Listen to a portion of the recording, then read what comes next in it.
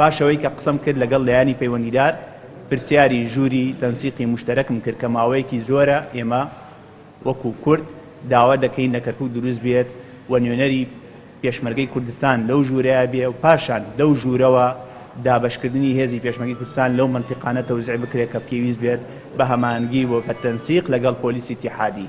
دیارە ئەم داواکاری هەموو خەڵکی کەرکووکە و خەڵکی کەرکووکیش هەست بە ئارامی دەکات کاتێک کە پێشمەرگە لە منتیقانە بێت.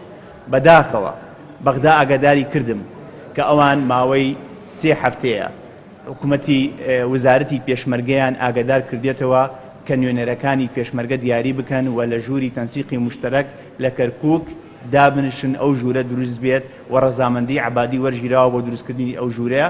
بەڵام بەداخەوە دۆنێکە پیانوتم ماوەی 15 ڕۆژە چاوەڕوانی وڵامی بەڕێز کەریم سنجاری دەکەن کە ئێستا ئەو وەزارەتی پێشمەرگە بە وەکالەت دەباتە ڕێوە وڵام ناداتەوە بۆ ئەوی نوێنەرەکانی پێشمەرگە لەو ژوورە دروست بێت.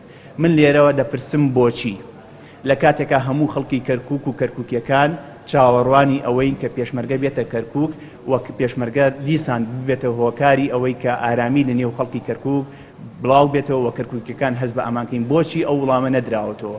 بۆچی ئێوە ماوەی 15 ڕۆژە نوێنەری پێشمەرگەتان نەناردووە بۆ ئەو ژووری تەنسیق مشتەرەکە کە لەگەڵ پۆلیسی ئیتیحادی یان لەگەڵ هێزەکانی عێراقا بۆی لە کەرکووک ئەو ژوورە دروست بێت؟